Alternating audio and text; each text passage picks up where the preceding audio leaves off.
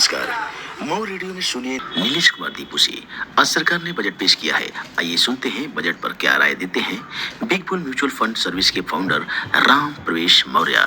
आज राष्ट्रीय राजधानी नई दिल्ली में वित्त मंत्री द्वारा देश के आगामी वित्तीय वर्ष 2025-26 का बजट पेश किया गया। इस बजट को लेकर के देश भर में चर्चा का विषय बन गया है, क्योंकि इसमें विकास समावेशन और आर्थिक सुधारों के केंद्र में रखते हुए कई महत्वपूर्ण घोषणाएं की गई है।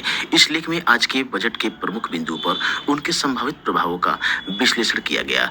आज के बजट में सबसे प्रमुख घोषणा नई कर नीति के सुधार और कर स्लैब में बदलाव को लेकर की गई। वित्त मंत्री ने बताया कि मध्यम वर्ग को राहत देने के उद्देश्य से आयकर में कई रियायतें प्रदान की जाएंगी। इसके अलावा छोटे और मध्यम उद्यमों एसएमई के फाइनेंसिंग सुविधाओं में सुधार के साथ साथ टैक्स में छूट देने का भी आश्वासन दिया गया।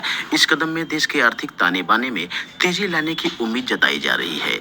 बजट में सबसे अहम बिंदुओं में से एक अवसंरचना और शहरी विकास के क्षेत्र में भारी निवेश की योजना, सड़क, रेलवे और हवाई अड्डों के आधुनिकीकरण के साथ साथ ग्रामीण इलाकों में भी बुनियादी सुविधाओं के विकास के लिए विशेष निधि की घोषणा की गई है।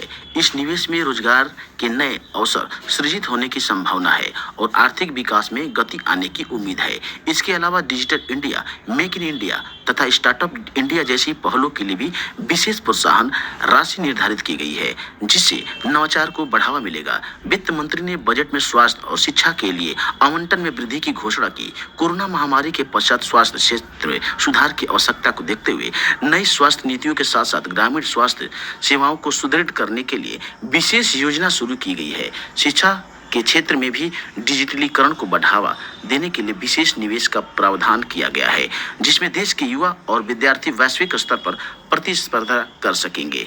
कृषि क्षेत्र में किसानों को सीधे लाभ पहुंचाने के लिए नई योजनाओं की घोषणा की गई है। बजट में कृषि उपकरण, सिंचाई सुविधाएं और नवीनतम तकनीकी अपनाने के लिए प्रोत्साहन राशि निर्धारित की गई है। ग्रामीण विकास के लिए बुनियादी ढांचे के साथ साथ स्वरोजगार के अवसरों को बढ़ावा देने पर भी ध्यान दिया गया है। यह कदम न केवल किसानों की आय में वृद्धि करेगा, बल्कि ग्रामीण क्षेत्रों में आर्थिक गतिविधि को भी बढ़ावा देगा।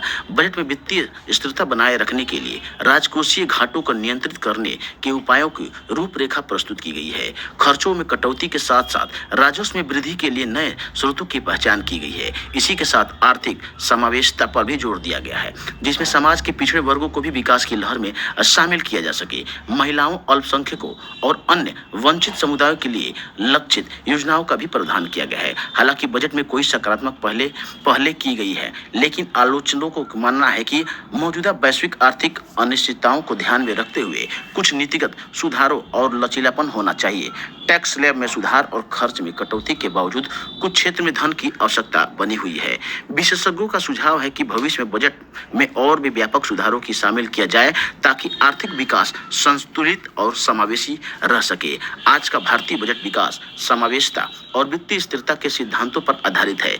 नई कर नीति, संरचना और निवेश, स्वास्थ्य के, शिक्षा के क्षेत्र में सुधार की घोषणाएं देश के आर्थिक परिदृश्य में सकारात्मक बदलाव की उम्मीद जगाती है। हालांकि चुनौतियां मौजूद हैं, लेकिन यदि बजट की योजनाओं को सफलतापूर्वक क्रियान्वयन किया गया, यह देश को आर्थिक रूप से मजबूत और सामाजिक रूप से समावेशी दिशा में अग्रसर कर सकता है। आप नीलेश कुमार दीपू से सुन रहे थे।